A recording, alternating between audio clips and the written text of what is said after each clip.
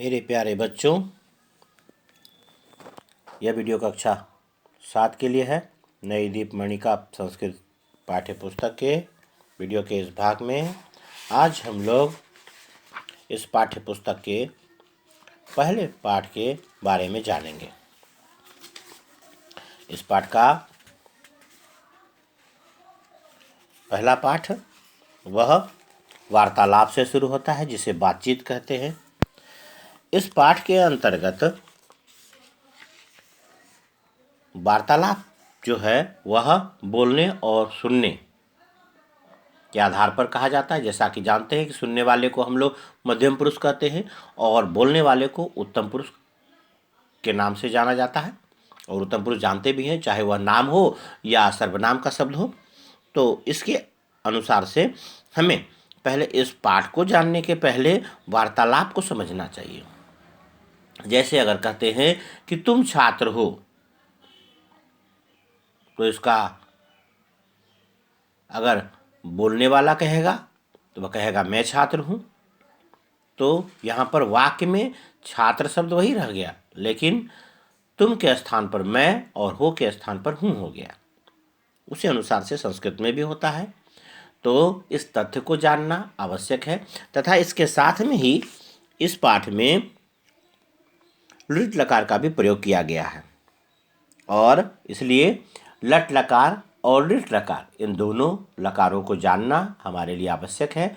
और इसलिए हम लोग इस पाठ को पढ़ने के पहले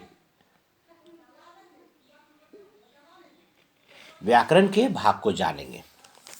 व्याकरण के भाग में सबसे पहला है लट लकार, जिसे वर्तमान काल के नाम से जानता है। जैसा कि आप जानते हैं, क्रिया का वह रूप जिससे उसके वर्तमान समय में किए जाने का पता चले उसे लट लकार यानी वर्तमान काल के नाम से हम जानते हैं।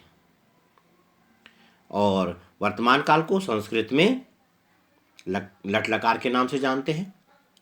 इसके बाद इससे मिलता जुलता लगभग जो होता है वह है लृट लकार।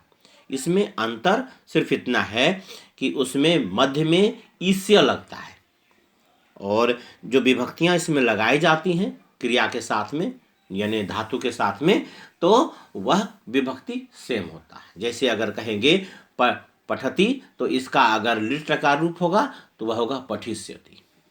इसी प्रकार से तो अब इसके बारे में पहले जानते हैं। जो वर्तमान समय में यानी तत्काल समय में जो क्रिया हो रही है उसके बारे में, तो यहाँ पर मैंने इसको समझाने के लिए पठ धातु का प्रयोग किया है और पठ धातु को लेकर के इसमें समझाया है। इसलिए इस तथ्य को हम लोग पठ धातु के अनुसार से जानेंगे।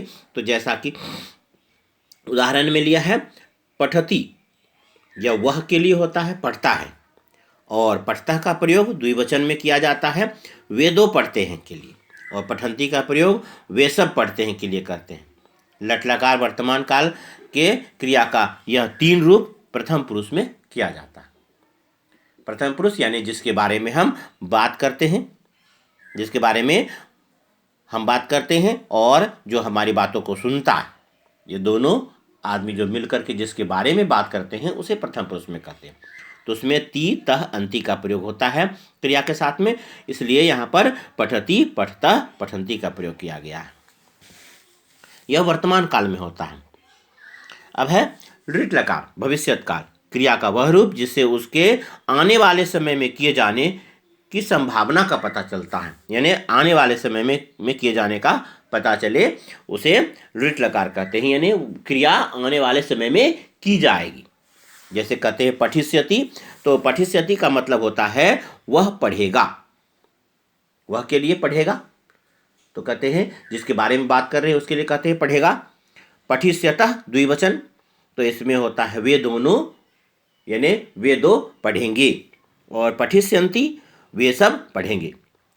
लृट लकार भविष्यत काल की क्रिया का यह रूप, जो यह 3 रूप है, यह प्रथम पुरुष में प्रयोग में आता है, यानी इष्यति इष्यतः इष्यन्ति, यह रूप जो है यह प्रथम पुरुष के साथ में इसका प्रयोग किया जाता है।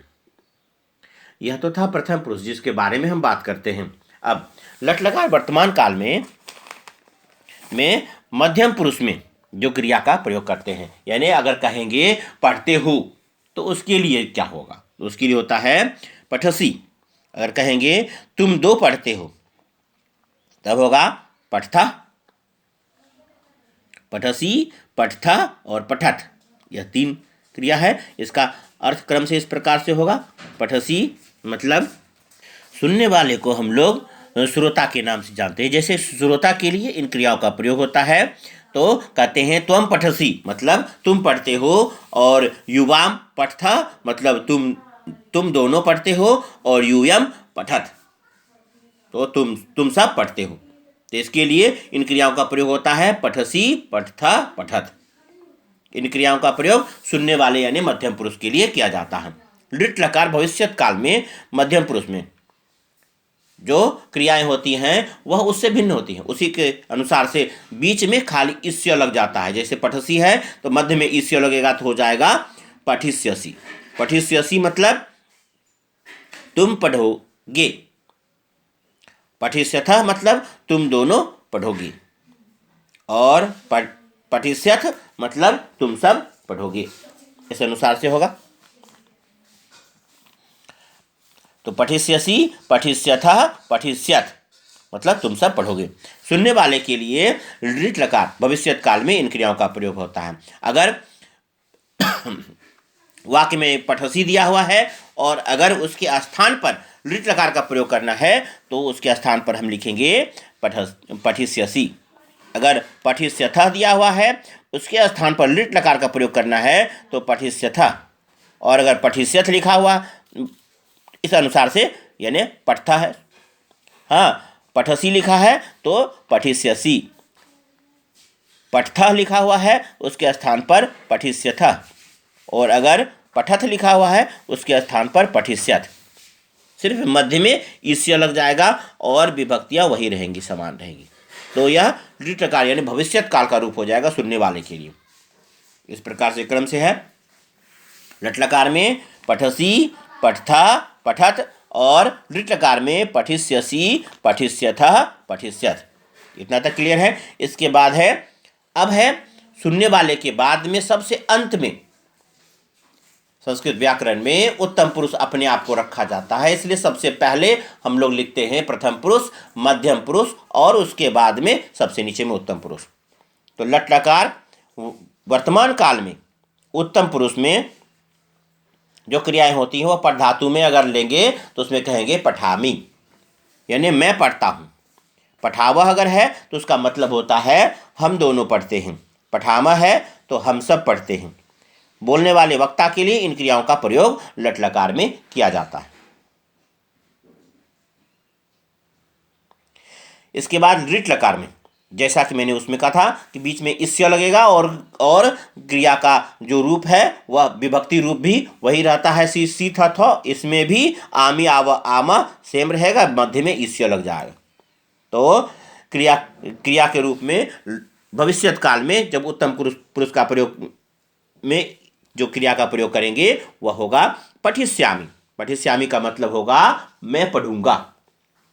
पठिष्यावः मतलब हम दो पढ़ेंगे, और पठिष्यामः मतलब हम सब पढ़ेंगे। बोलने वाले वक्ता के लिए इन क्रियाओं का प्रयोग लिट लकार में किया जाता है। अब अगर पठामी है तो उसके स्थान पर अगर लिट लकार में बदलना है तो शब्द होगा पठिष्यामि। इसके स्थान पर इस क्रिया का प्रयोग करेंगे। और अगर पठामी के बाद द्विवचन का रूप है, अगर पठावह है, आवाम पठावह है, उसके स्थान पर आवाम तो रही जाएगा, तो आवाम पठिष्यावः मतलब हम दो पढ़ेंगे। अगर पठामा दिया है यानी वयम पठामा तो उसके स्थान पर वयम तो रह जाएगा, और उसमें क्रिया का रूप खाली सिर्फ बदल देंगे तो वह पूर्ण वाक्य का रूप बदल जाता है। वयम पठिष्यामः मतलब हम सब पढ़ेंगे। इस प्रकार से बदलेगा। तो क्लियर है। इसमें अगर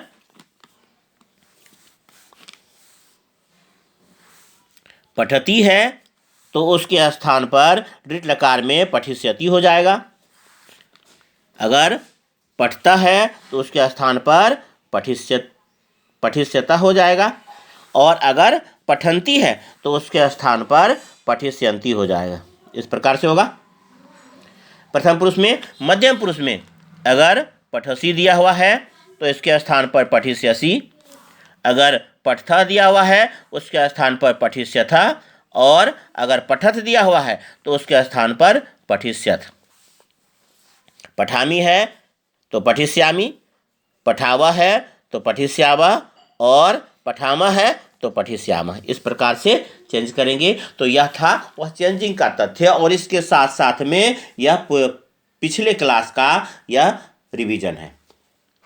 जो चीज़ आपने छठी कक्षा में पढ़ा, आपके सिलेबस में था, छठी कक्षा के सिलेबस में लट लकार और लिट लकार, और उसका यह वर्णन था। इस प्रकार से हम किसी भी धातु का प्रयोग इसमें कर सकते हैं। जैसे मैंने यहाँ पर पट का किया था तो आप लिख का कर सकते हो। तो लिख में अंतर इतना है कि लिखति कहते हैं तो वहाँ पर लेख लिखते हैं, लेखिष्यति, लेखिष्यति, लेखिष्यतः, लेखिष्यन्ति।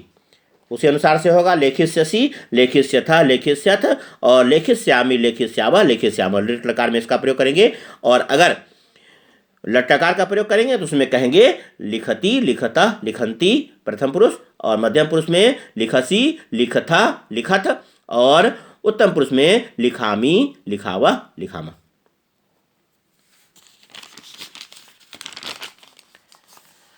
अब है वार्तालाप में।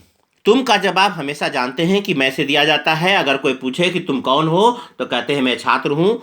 तो इस अनुसार से हिंदी में तुम का जवाब जिस प्रकार से मैं से देते हैं तो उसी के अनुसार से त्वम, संस्कृत में तुम को त्वम कहते हैं, और इसके साथ में जो सहायक क्रिया का रूप है वह होता है असि, मतलब हो। त्वम हो, असि हो, तो बद्ध का शब्द अगर प्रश्न वाला है तो उसके स्थान पर उचित शब्द को लगाकर अहम के साथ में अस्मि को लगाते हैं। इस प्रकार से इसका रूप बदलता है और वह जवाब हो जाता है। जैसे कहते हैं कि तुम कह असि, अर्थात तुम कौन हो, तो उसका जवाब होगा अहम छात्र अस्मि, अहम आचार्य अस्मि। इस प्रकार से उसका जवाब देते हैं।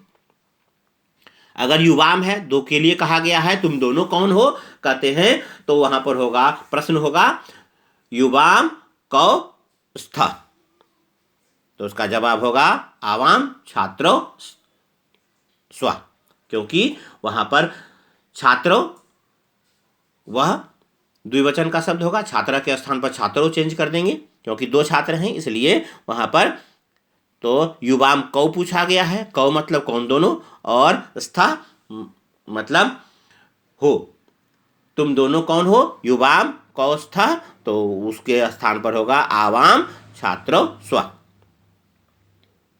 और अगर यह कहा जाता पूछा जाता है यूयम के अस्थ, तो के का मतलब है कि यह पुल्लिंग के लिए सब के लिए पूछा गया है, तो उसके स्थान पर होगा वयम छात्रा स्म, हम सब छात्र हैं। हालांकि छात्रा शब्द का प्रयोग बहुवचन में स्त्रीलिंग पुल्लिंग दोनों में समान रूप से किया जाता है, इसलिए इसका समान रूप में होगा। और यह भी ध्यान में रखेंगे कि इसमें यह उभयलिंगी शब्द होता है। दोनों लिंगों में त्वम, युवाम, यूयम और अहम, आवाम, वयम का प्रयोग निसंकोच रूप में एक ही सिंगल शब्द के रूप में इसका प्रयोग होता है, और उसमें क्रिया भी नहीं बदलती है। इसलिए जवाब देने में किसी भी प्रकार का बिना संकोच किए, जैसे हिंदी में कहते हैं कि मैं पढ़ता हूँ या मैं पढ़ती हूँ, तो अब अगर कहेंगे तो संस्कृत में इसमें पढ़ता हूँ पढ़ती हूँ दोनों का होता है अहम पठामी। अगर कहते हैं तुम पढ़ते हो या तुम पढ़ती हो तो इसका होता है त्वम पठसी। इसी अनुसार से त्वम का जवाब हम लोग अहम में देते हैं, युवाम का जवाब आवाम में देंगे, और वयम का जवाब वयम अगर बोलेंगे तो वह यूयम का जवाब होगा, तो यूयम का जवाब वयम में होगा, और क्रिया भी उसी अनुसार से बदल जाएगी। असि अगर है तो अस्मि हो जाएगा, स्थ है तो स्व हो जाएगा, और अस्त है तो स्म हो जाएगा। इस प्रकार से चेंजिंग होता है। तो वार्तालाप इस अनुसार से किया जाता है। बातचीत में जब भी इसका प्रयोग करते हैं तो लघु वाक्यों का प्रयोग करते हैं, छोटे छोटे वाक्यों का। जैसे तुम पढ़ते हो, तुम पठसी। अब कहेंगे मैं पढ़ता हूं, तो अहम पठामी। तुम दोनों पढ़ते हो तो युवाम पठथा, हम दोनों पढ़ते हैं तो आवाम पठावा। अगर कहेंगे यूयम पठत मतलब तुम सब पढ़ते हो, तो इसका जवाब होगा इसके बदले में जो उत्तम पुरुष में होगा वयम पठामः मतलब हम सब पढ़ते हैं। तो सर्वनाम के साथ में कोई भी अगर जिस प्रकार से यहाँ पर सहायक क्रिया का प्रयोग किया हम लोगों ने, असि अस्थ अस्थ, तो क्रिया सहायक क्रिया उसमें बदल के हो जाएगी अस्मि स्वस्म, और त्वम युवाम यूयम के स्थान पर अहम आवाम वयम का प्रयोग करके इन दोनों के संयुक्त रूप में हम लोग इस प्रकार से वाक्य बना सकते हैं। और इसके मध्य में कोई भी संज्ञा का शब्द लगाएंगे, शिक्षक या आचार्य या छात्र या नर महिला कुछ भी लगाते हैं तो उस अनुसार से इसका प्रयोग उसके अनुसार से हो जाएगा। अब है कि इसके बाद में सर्वनाम के साथ में अगर सहायक क्रिया यानी कि कोई भी मूल क्रिया हो, जो क्रिया मूल रूप से काम के करने होने के बारे में बतलाता है, अगर यानी मूल क्रिया हो तो उसमें अब पठसी लिखा है तो उसके स्थान पर पठामी, पठथा लिखा है तो पठावा, और पठत लिखा हुआ है पठामा, जैसा कि पहले भी कहा इस अनुसार से। तो अब उसके स्थान पर अगर लिख है तो लिखसी के स्थान पर लिखामी, लिखथा के स्थान पर लिखावा, और लिखत के स्थान पर लिखामा। अगर क्रीड धातु है क्रीडसी तो इसके स्थान पर क्रीडामी, क्रीडथा के स्थान पर क्रीडावा, और क्रीडत के स्थान पर क्रीडामा। इसी अनुसार से लिट लकार में भी हम लोग बना सकते हैं। तो अगर पठिष्यसि है मतलब पढ़ोगे तो इसका होगा पठिष्यामि, पढ़ूंगा, पठिष्यथा इसका होगा पठिष्याव, और अगर कहेंगे पठिष्यत तो इसका होगा पठिष्याम। इस प्रकार से लिट लकार में भी हम लोग मध्यम पुरुष में उत्तम पुरुष की क्रिया का प्रयोग कर सकते हैं और इसे बदल सकते हैं। लिख के स्थान पर लेख का प्रयोग करते हैं तो लेखिष्यसि, लेखिष्यथा, लेखिष्यत के स्थान पर लेखिष्यामि, लेखिष्यावः, लेखिष्यामः क्रिया का प्रयोग क्रमशः इस प्रकार से करेंगे।